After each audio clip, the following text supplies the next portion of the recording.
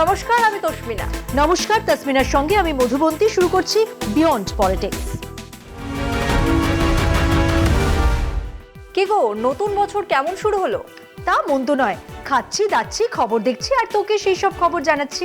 মানে নতুন নতুন খবর গিফট করছো, তা বেশ, কিন্তু আরো কিছু দিলেও তো পারো। আমি আর কি দেবো রে, তোকে গিফট দেওয়ার লোকের কি অভাব? তা আছে, দাদা দিদি পিসিমাসি অনেকেই গিফট দেওয়ার আছে, আর এটা সেটা গিফট আমি সারা বছরই পাই। তা কি কি গিফট পাস বল দেখি খুলে। এই ধরো জামা কাপড়, কেক, বিস্কিট, নেল পলিশ সবই পায়। তো গিফট নিয়ে একটা খবর দেবো নাকি তোকে? গিফট নিয়ে খবর? বেশ মুচমুচে খবর মনে হচ্ছে। সে তুই যেভাবে দেখবি, তবে দামি খবর তাতে সন্দেহ নেই। দামি খবর? কতটা দামি? এই ধর $20,000। $20,000 গিফট? কে দিয়েছে, কাকেই বা দিয়েছে? দিয়েছেন আমাদের প্রধানমন্ত্রী শ্রী নরেন্দ্র দামোদর মোদী। আর পেয়েছেন কে? আমেরিকার বিদায়ী প্রেসিডেন্ট জো বাইডেনের স্ত্রী জিল বাইডেন। বলো কি? তাই $20,000 তো আমাদের ট্যাক্সের টাকা থেকেই গেল। তা নয় তো কি, মোদিজি থোড়াই নিজের পকেট থেকে $20,000 বের করে দেবেন? তা মোদিজি আর কাউকে গিফট দেননি? হ্যাঁ দিয়েছেন তো, দেখ ভালো করে। দুদেশের রাষ্ট্রপ্রধান সৌজন্য বিনিময় করবেন, কূটনৈতিক উপহার দেবেন, নেবেনও, সেটাই স্বাভাবিক। সদ্য প্রয়াত প্রাক্তন প্রধানমন্ত্রী মনমোহন সিংও দিয়েছিলেন উপহার প্রেসিডেন্ট ওবামাকে। কি দিয়েছিলেন জানেন? অজস্র বই আর ছবি। তালিকায় ছিল পঞ্চতন্ত্র, ভারতের সংস্কৃতি ও ইতিহাস নিয়ে বই, অজস্র ঐতিহাসিক ছবি। এমনকি নিজের মেয়ের লেখা বইও ওবামাকে উপহার দিয়েছিলেন মনমোহন সিং। কূটনৈতিক উপহারের চেহারাটা সেদিন অন্যরকম ছিল। জাঁকজমক নয়, স্রেফ সৌজন্য আর সংস্কৃতি বিনিময়ের কূটনীতি ছিল। তবে সবকিছুর মতো সেখানেও বদল আনলেন নরেন্দ্র মোদী। মোদী জামানায় ভারতের জন্য কেমন দিন এসেছে সেটা বড় কথা নয়, বড় কথা উপহারের বহরে আচ্ছে দিন এনেছেন তিনি। সালটা 2021। মার্কিন মসনাদে তখন প্রথমবারের জন্য ডোনাল্ড ট্রাম্প। সেবারও গয়না উপহার দিয়েছিলেন প্রধানমন্ত্রী। ট্রাম্পের স্ত্রী ও মেয়েকে, মেলানিয়া ট্রাম্প ও ইভানকা ট্রাম্প, দুজনেই নরেন্দ্র মোদীর থেকে উপহার পেয়েছিলেন ব্রেসলেট। যেমন তেমন ব্রেসলেট নয়, মেলানিয়ার ব্রেসলেটের দাম ছিল $2,760 আর ইভাঙ্কার $2,450। শুধু স্ত্রী মেয়ে নয়, ভারতের প্রধানমন্ত্রীর দরাজ মন। উপহার পেয়েছিলেন ট্রাম্পের জামাই জেরেড কুশনারও, একটা জ্যাকেট যার মূল্য $940। এছাড়াও $1,200 ব্ল্যাক মার্বেলের টেবিল পেয়েছিলেন ট্রাম্প নিজে। ভেবে দেখুন, বন্ধু ট্রাম্পের পরিবারকে প্রায় $5,000 গিফট দিয়েছিলেন। এবছর বাইডেন পত্নীকে 20,000। এক লাফে 4 গুণ বেড়েছে আমেরিকার প্রতি প্রেম। সবটাই কিন্তু গেছে ভারতের কোষাগার থেকে, আমার আপনার করের টাকা থেকে। আর গেছে কোথায় জানেন? জিল বাইডেনের আলমারি বা লকারে নয়, মার্কিন কোষাগারে। ওই ফান্ড ট্রান্সফারের মতো আর কি। তফাৎ হলো গরিব দেশের পকেট থেকে ধনকুবের আমেরিকার পকেটে। তাহলে সোজা কথা হচ্ছে, আমাদের দেশের টাকা চলে যাচ্ছে বিদেশে, আর সেই টাকা নিজের হাতে তুলে দিচ্ছেন প্রধানমন্ত্রী মোদীজি। একদমই। কিন্তু এইসব নিয়ে বেশি কথা বলাও দায়, তার কারণ সোজা একেবারে ইডি সিবিআই লেলিয়ে দেবে। লেলিয়ে দেবে মানে? সিবিআই, ইডি এদের কাজই তো হলো তদন্ত করা। হ্যাঁ, কিন্তু কার ওপর তদন্ত? বিজেপি ওরফে মোদিজির দিকে যারা আঙুল তোলে তাদেরকে বেছে বেছে সিবিআই বা ইডি ডেকে পাঠায়। কেন বলতো? সিবিআই এর ক্রাইম সলভ রেকর্ড নিয়ে যে প্রশ্ন উঠছে, এইসব সরকারি এজেন্সির ব্যর্থতা নিয়ে যে প্রশ্ন উঠছে, সে তো আর এমনি এমনি নয়। এসব ব্যর্থতার কারণ কি বলে তোমার মনে হয়?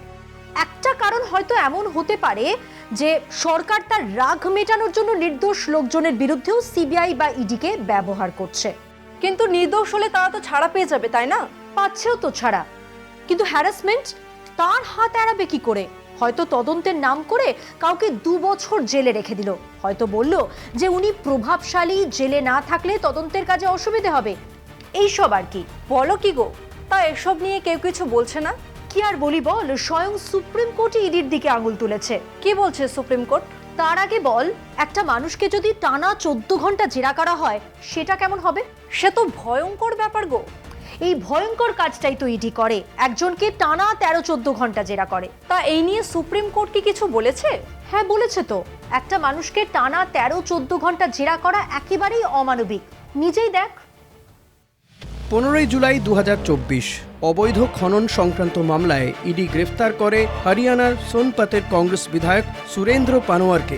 সেই মামলাতেই নতুন বছরের দ্বিতীয় দিনে মুখ খুলল ইডির। সুরেন্দ্র পানোয়ারকে গ্রেফতারির আগে ইডি 14 ঘন্টা 40 মিনিট জিজ্ঞাসাবাদ করে। সেই প্রসঙ্গ তুলে জাস্টিস অভয় এস ওকা এবং জাস্টিস অগাস্টিন জর্জের বেঞ্চ অমানবিক ও মাতব্বর বলে তুলোধনা করল কেন্দ্রীয় তদন্তকারী সংস্থাকে। আরও একবার বিরোধীদের অভিযোগের উপর সিলমোহর দিল দেশের সর্বোচ্চ আদালত। এর আগেও বারবার সুপ্রিম চোখ রাঙানির মুখোমুখি হয়েছে কেন্দ্রীয় এজেন্সিগুলো। জাস্টিস অভয় এস ওকার এজলাসেই 2024 সালের 6 ডিসেম্বর ছত্তিশগড় আবগারি দুর্নীতি মামলায় সঠিক সময়ে তথ্য প্রমাণ দিতে পারেনি ইডি। সেবার অবশ্য ইডির কপালে জুটেছিল হঠকারী ও আইন বিরোধী তকমা। মোদি জামানায় শাসকের ডান হাতে ইডি আর বাঁ হাতে সিবিআই। সোনার কাঠি রূপোর কাঠি সবই এজেন্সি। শুধু তো ইডি নয়, সিবিআই। 2013 সালেই সুপ্রিম কোর্ট সিবিআইকে খাঁচাবন্দি তোতা পাখির সঙ্গে তুলনা করেছিলেন। 13 সেপ্টেম্বর 2024 সেই স্মৃতি ফিরে এলো কেজরিওয়াল মামলার হাত ধরে। আবারও মালিকের বুলিতে কথা বলা তোতা পাখি সিবিআই, স্পষ্ট জানালো সর্বোচ্চ আদালত। তাহলে বুঝতেই পারছেন, স্বয়ং সর্বোচ্চ আদালত মুখোশের আড়ালে স্বৈরাচার নিয়ে প্রশ্ন তুলছেন। যা দিনকাল আসছে, ভয় হয় এবার কি তবে বিচারপতিরাই রাজার রোষে পড়বেন? এত টাকার গিফট, এত কালো টাকার তদন্ত, মনে হচ্ছে না আমাদের অর্থনীতি একেবারে চাঙ্গা? চাঙ্গা বলে চাঙ্গা? মনে আছে তো সুপ্রিম কোর্ট মোদী সরকারকে কি বলেছে? মনে আছে, বিনামূল্যে রেশন নয়, চাকরির ব্যবস্থা করুন, তাই না? একদম তাই। চাকরি বাকরির অবস্থা কোথায় গিয়ে দাঁড়িয়েছে সে তো দেখতেই পাচ্ছিস। শয়ে শয়ে মানুষ ডেলিভারি বয়ের চাকরি নিয়ে দিন রাত ছুটে বেড়াচ্ছে। সত্যি কথাই, 10 মিনিটের মধ্যে গরম খাবার পৌঁছে দিতে হবে, নইলে হয়তো আর কাজ থাকবে না। আরে কাজ থাকবে না, এর থেকেও বড় কথা হচ্ছে যে হয়তো বেঁচেই থাকবে না। সময় বাঁচানোর জন্য যেভাবে গাড়ি ঘোড়ার ভিড় কাটিয়ে এরা ছুটতে থাকে, দেখলে কিন্তু সত্যিই ভয় করে। ঠিক বলেছ, দেশের কাজকর্মের যা অবস্থা তার বলার নয়। যা ভাবছি, যতটুকু ভাবছি তার থেকেও বরং আরো খারাপ। তুই বরঞ্চ এই খবরটা দেখে নে। সরকারি মতে ভারতীয় অর্থনীতির আচ্ছে দিন। ট্রিলিয়ন ইকোনমির কথা জুমলা কিনা সেটা মোদি শাহ জানেন, কারণ তথ্য বলছে অন্য কথা। ইন্ডিয়া ফার্স্ট, ট্রিলিয়ন ইকোনমি, সবই যে ভাওতা তার প্রমাণ আছে বেশ কিছু।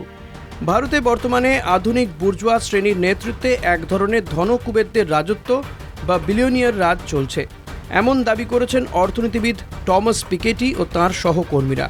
তাদের মতে এর ফলে ভারত ধীরে ধীরে ধনিকতন্ত্র বা প্লুটোক্রেসির দিকে এগিয়ে যাচ্ছে। এ বিষয়ে প্যারিস স্কুল অফ ইকোনমিক্সের গবেষণা প্রতিবেদন অনুযায়ী 2022-23 সালে ভারতের মোট সম্পদের 40% ধনীতম 1% ব্যক্তির হাতে ছিল। এদের মোট আয় ছিল 22% বেশি। সবচেয়ে উদ্বেগজনক, দেশের নিচের 50% মানুষের আয় দেশের মোট আয়ের মাত্র 15%। অর্থাৎ ধনীদের আয় সাধারণ মানুষের তুলনায় আকাশচুম্বী। অক্সফ্যাম ও অন্যান্য সংস্থাগুলি আগেই কোভিড পরবর্তী ধনী গরিবের অসমতা নিয়ে উদ্বেগ প্রকাশ করেছিল। আর এখন আন্তর্জাতিক গবেষণা প্রতিবেদন মোদি সরকারের উপর চাপ বাড়াচ্ছে। গবেষণায় বলা হয়েছে, ভারতের রাজনৈতিক ও অর্থনৈতিক কাঠামোতে ক্রমবর্ধমান অসাম্য গণতান্ত্রিক প্রতিষ্ঠানগুলির নিরপেক্ষতা ও স্বাধীনতাকে দুর্বল করে দিচ্ছে। এই অবস্থায় অর্থনীতিবিদরা 167টি ধনীতম পরিবারের ওপর 2% সম্পদ কর বসানোর পরামর্শ দিয়েছেন। কিন্তু মোদিজি কি তার প্রিয় ধনকুবেরদের ওপর এই অত্যাচার করবেন? তিনি বরং পপকর্নে জিএসটি চাপাবেন, তেল চিনির ওপর কর চাপিয়ে মধ্যবিত্ত ও নিম্নবিত্তদের কপালে ভাঁজ ফেলবেন। সেটাই তো তার ইউএসপি।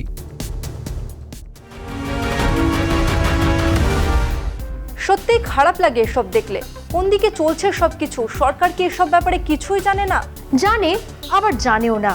আর এসব দেখে মোদী সরকারকে বলতে ইচ্ছে করে, কত হাজার মরলে তবে মানবে তুমি শেষে? বড্ড বেশি মানুষ গেছে বানের জলে ভেসে। ঠিকই বলেছ, মানুষ ভালো নেই গো। ভুল বললি, কিছু লোক তো ভালোই আছে। আদানি, আম্বানি, নরেন্দ্র মোদী, এরা কেউ তো খারাপ নেই। গিফট দেওয়া নেওয়া করে দিব্যি আছে সব। তাহলে এখন একটাই প্রশ্ন, তোকে আর বাকি সবাইকেই। আর সেই প্রশ্নটা হলো, আচ্ছে দিন কার, আচ্ছে দিন কাদের? ভাবুন, ভাবা প্র্যাকটিস করুন। বেশ, তাই হোক। বিয়ন্ড পলিটিক্স আজকের মতো এই পর্যন্তই।